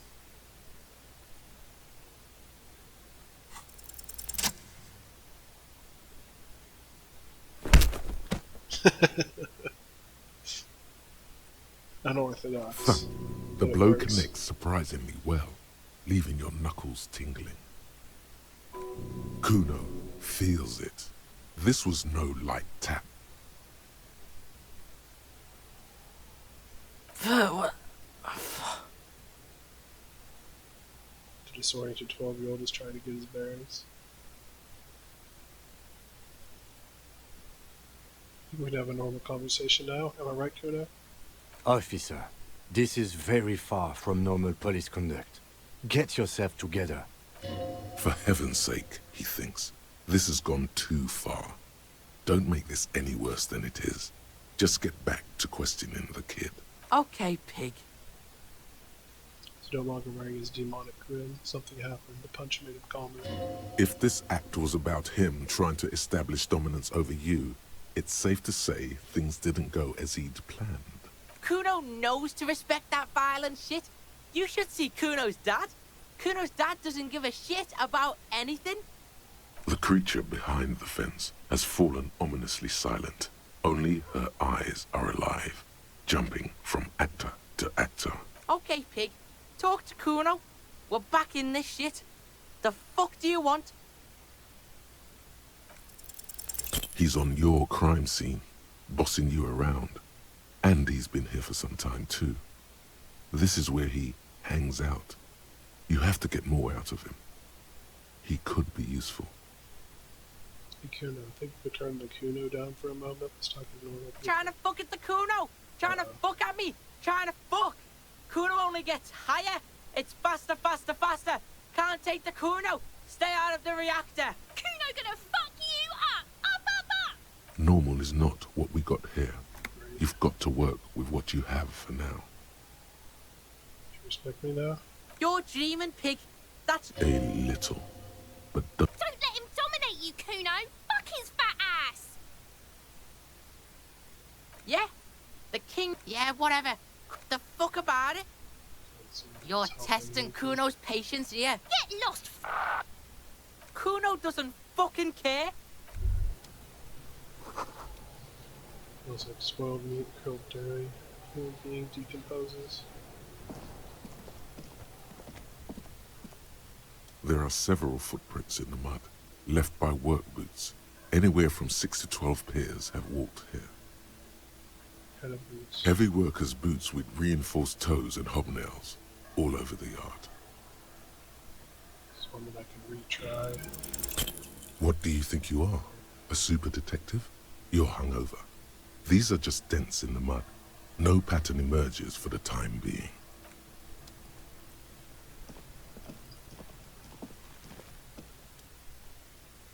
The corpse looks at you with bulging white eyes.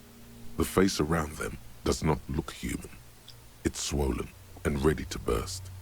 His lips are fish-like and his tongue like a ball gag in his mouth. You seem to be holding your breath. A cargo belt twists his neck at an unnatural angle. The body below appears stiff. It's letting out an ungodly rot. The smell seeps in even through your clenched nostrils.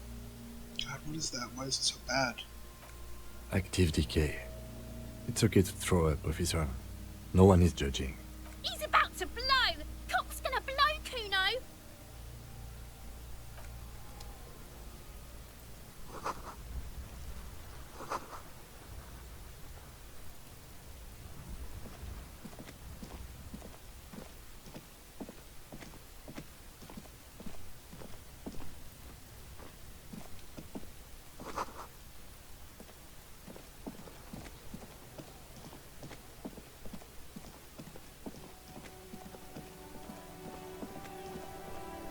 Seems like there was supposed to be a garbage can around here.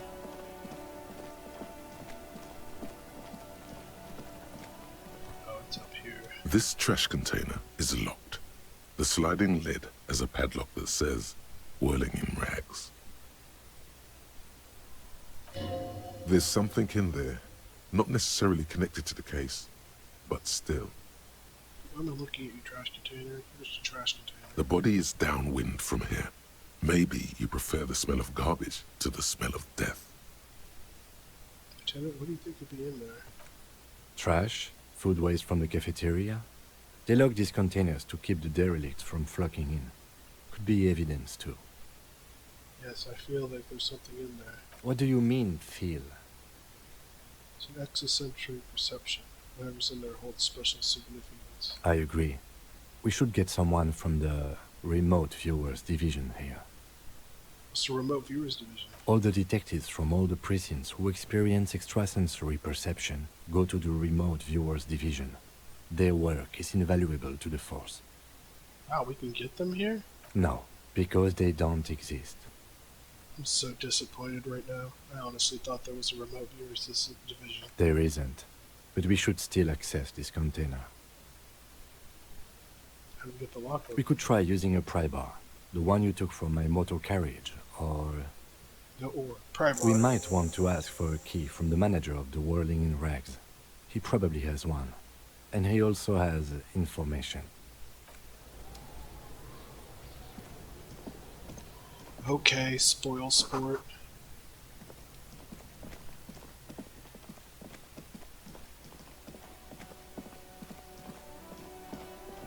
Let's go talk to him. Just because I'm a puny weakling.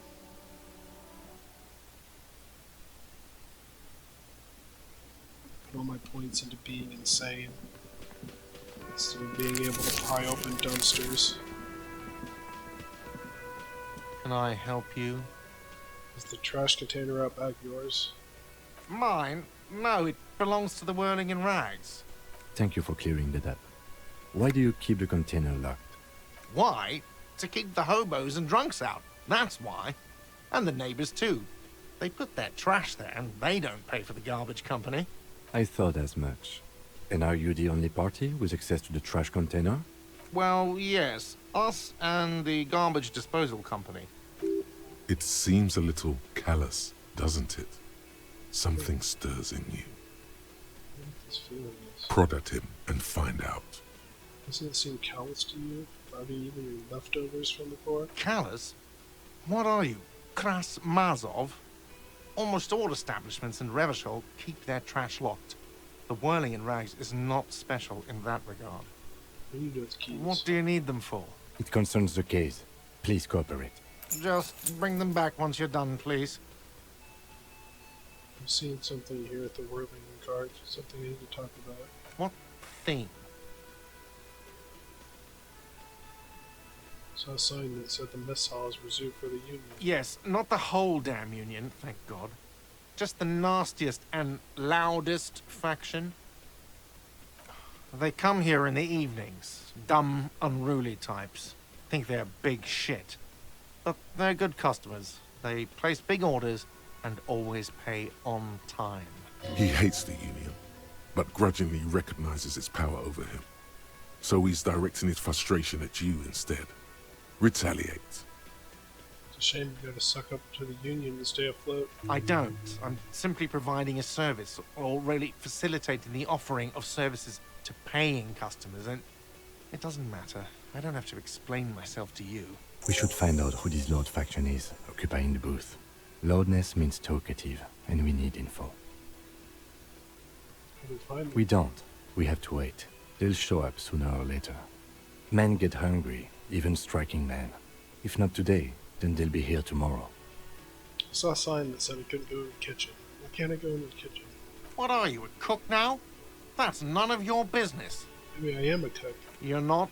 You're a menace. Fine, okay. The kitchen is closed until 1 p.m. because the real cook is working. You can snoop around after that, if you must. What? By the way, you should come back to this thing-based questionnaire if you see anything interesting in the Whirling later.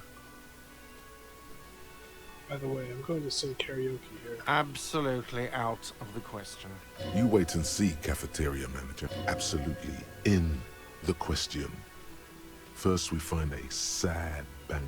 Then we sing this place to shit. Hell yeah.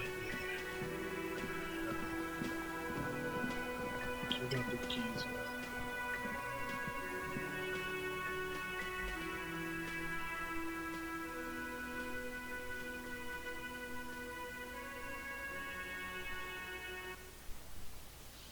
Time to make some progress.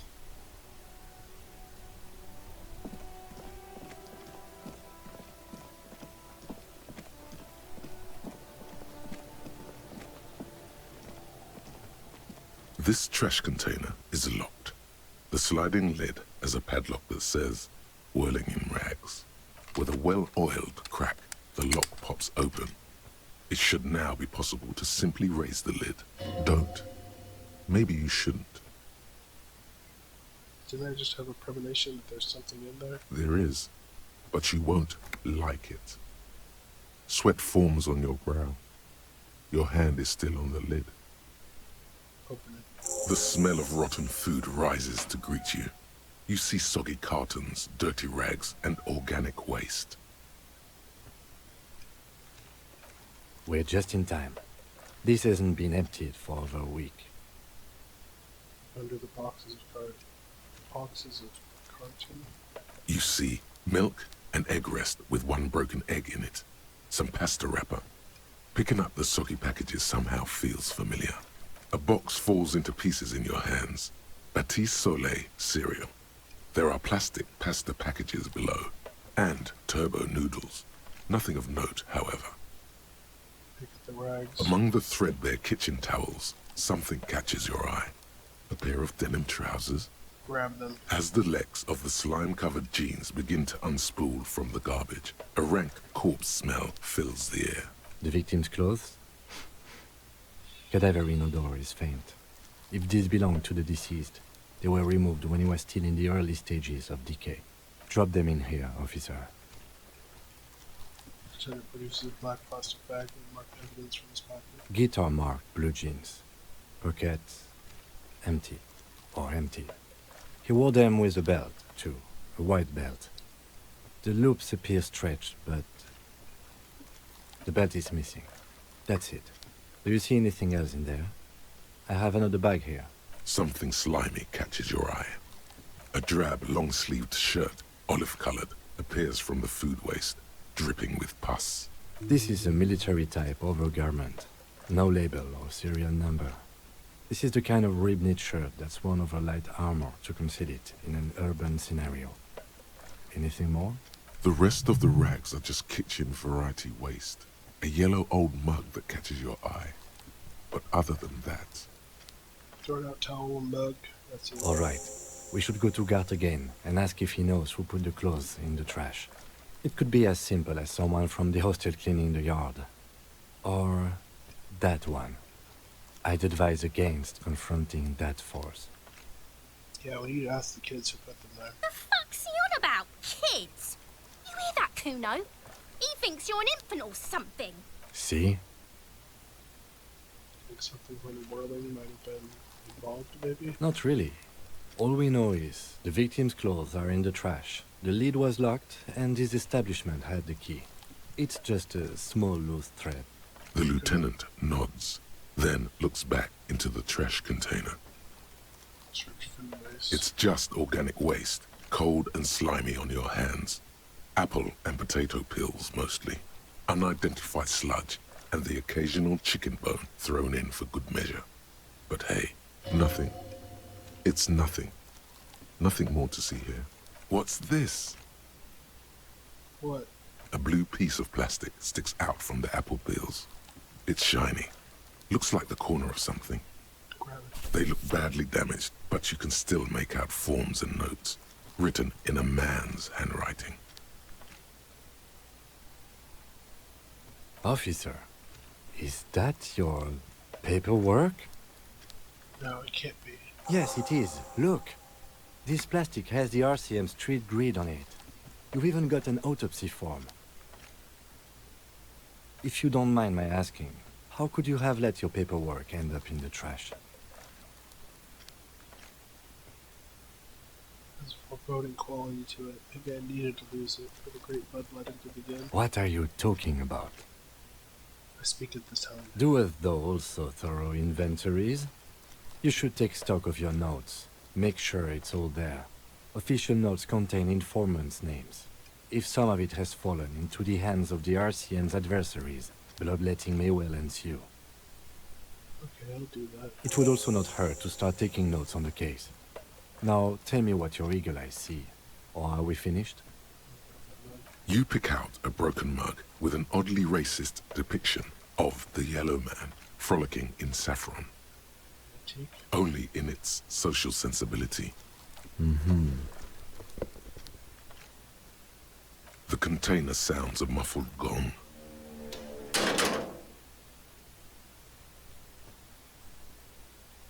That's one thing off the list. I think we got it all. Tremble. The time is now. Ta'ola. One time? Time for the show. For Ta'ola. The hallowed time of fear and disintegration. A countdown has begun. All will collapse on itself. The world will disappear into a single grain of blackness. All sound will be muted. All life will scream. Ta'ola, what's that? Ulogu Theodos, Xeno Zausin, Ipoli Osidhian, Echondes Fronisin. Wait, what? When did this countdown begin? Monday morning, the moment you arrived in this reality, are the first crack in the sheer face of God. From you it will spread. This is because of the insane world ending I've been saying, isn't it? Yes, you spoke the words of the Palindropos and the houses of Pericarnassus. Items, people, even words will tumble. All will lose its meaning in the coming years. That is why you marked yourself. Am I sure it's not a joke or some kind of coping mechanism? It's totally also a coping mechanism. I'm a little afraid. So you should be. The world island crumbles at your feet, and in the far plain, Palindropos. Perhaps, just a thought, this has something to do with the hangover. I do think the world might end soon. The face of the woman fractures. There will be herd killing. We all become vapor. Cop of the apocalypse.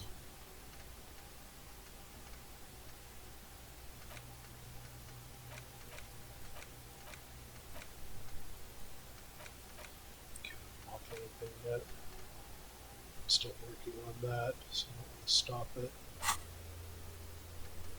Yeesh.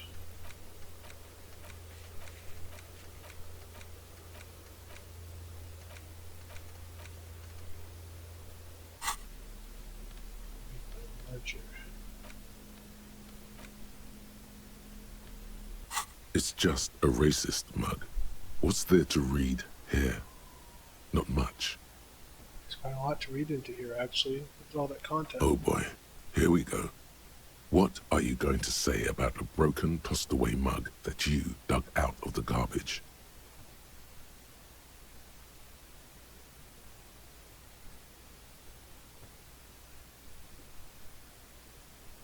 It's one example of prejudice. I'm going to use an example of what not to do. But it was in the trash. Why not just call it out when you see it? Or do some volunteering work. Just finish your case, detective.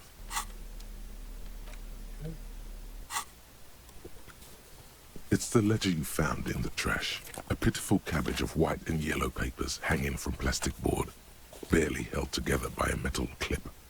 This sad display is made complete by the faint smell of urinal cleaner. There's a piece of toilet paper, or is it cleaning tissue?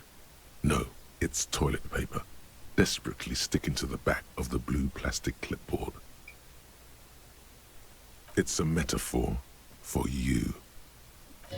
Below the pathetics, terror. Do not look into its blue heart. It's just toilet paper sticking to the back of the plastic clipboard. You can take it off if you want. Still wet, the toilet paper peels off the plastic easily. All you have to do is shake it off with your finger and voila! The ledger now looks marginally better. An aluminium block runs the width of the board, biting down on the paperwork. Its crocodile teeth are the only thing keeping the papers together. A regular pencil, the tip worn down to nothing, has been attached to the clip. The surface is interrupted by a silvery sticker. It's rectangular, sparkling with iridescence. You don't know how you didn't notice it before. What? Yes, halogen watermark used for adding information to RCM property. It depends. Aside from an anti-counterfeiting stamp, mine has my station number and address. The information varies by date of issue. How many years you've been on the force, he's thinking. It'll have that. Any capable light with the right wavelength will do. All RCM vehicles have headlights designed to reveal halogen watermarks. Mine too.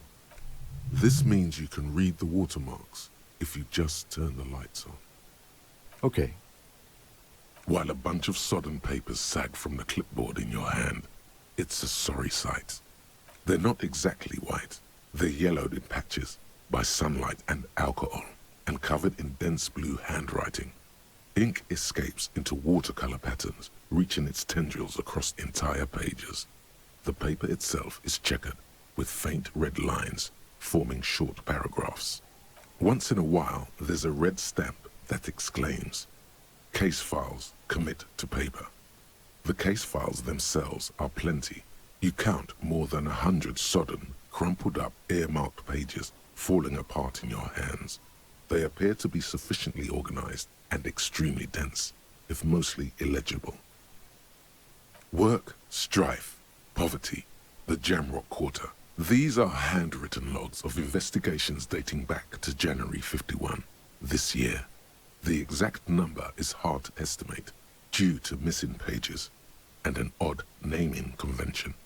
But there are at least 20, maybe 30 cases, undertaken, not completed, mind you. Yes, it appears you employ a, shall we say, robust yet literary system. Each investigation has its case number written on the margins, yet, still more tellingly, most are accompanied by a name. Yes, all caps. One is called The Next World Mural. Another, The Square Bullet Hole Murders. Another yet, The Unsolvable Case. Others appear more light-hearted. The guys on a couch in an unexpected location, and The Murder at the Hookah Parlor. Even the rare article-free collapsing tenement.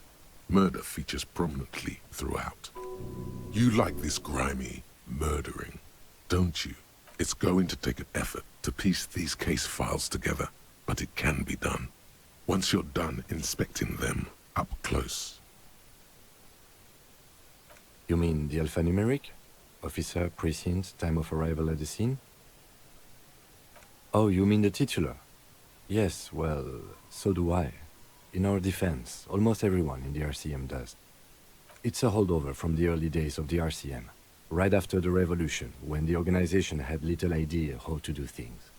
It persists in an unofficial capacity. Officers use these titles to refer to their work among themselves. I seem to have a case, named a case, the Square Bullet Hole Murders. Again, in your defense, I seem to have named one, the man with the hole in his head.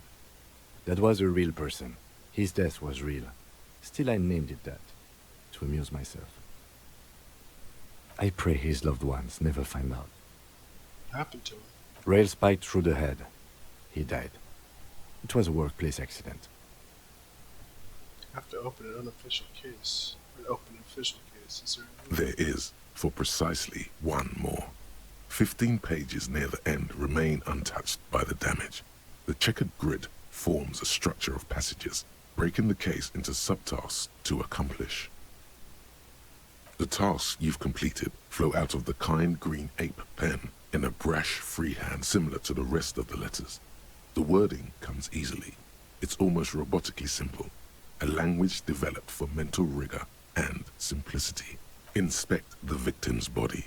Interview the cafeteria manager. A satisfying slash sounds across the paper. You're done, it seems to say. And you, and you. Things to be done and things already done. The composition of reality.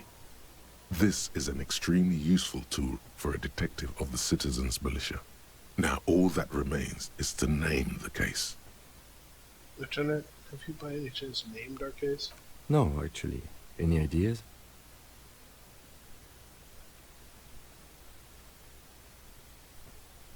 Furies are home in the mirror. Furies? Yes, well, I don't know. I have to be honest, I'm not experiencing the internal strife that refers to. And also, could you make it less poetic somehow? Just a normal case name, you know? Think, what would that be? A good normal name. The setting sun. Okay, it's a good name, but it has one problem. This case has nothing to do with the setting sun. At all. It has nothing to do with that, so... Something more concrete, perhaps? Do you have something concrete? Mundane, usual? Usual is boring. We don't do that. Shit honesty. Ah, yes. I have to tell you, officer, I don't appreciate ironic titles. Other officers will have to use this as reference. If it's idiot or cockfinger, they're not going to get it. They're going to think an idiot and a cockfinger were on this case. So, do you have something less funny? Fun is outlawed with this guy. What a knock! Oh, well, then maybe I can suggest one. Let me guess. The Hanged Man? Oh, that's actually what I was thinking. The Hanged Man. I like that. A good, strong name. We have a very good name for the case now. I'm going to start calling it the Hanged Man. It's good we sorted this out. Yeah. I don't expect that. You don't exactly close them, so much as distance yourself from the smelly papers. They're a little further from your nose now.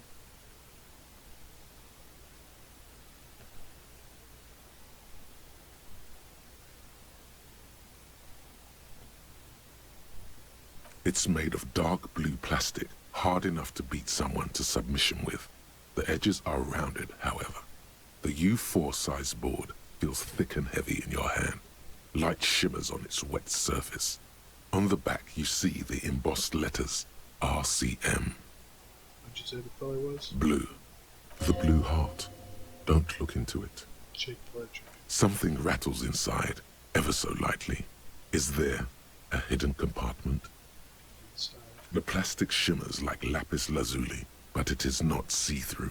You cannot see to its center. How would I get it open? With your hands, U4-sized pages hang from the clip screwed to the top of the board.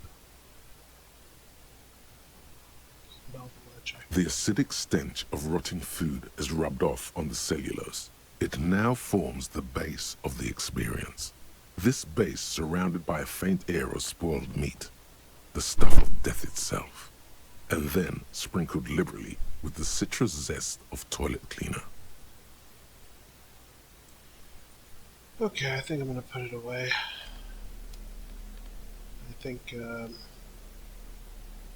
also going to call it Read the Watermarks through the headlight. Okay. Got quite a few missions done here, some that were also hidden, meaning that I didn't do the proper things to get the missions to show up. But thank you all for joining me. Glad to stream this. This is one of my favorite games of all time, I think. I really got into it. Hope you did too. And I'll see you next week when we stream the rest of day 1 on this case. Thanks for joining me. Bye-bye.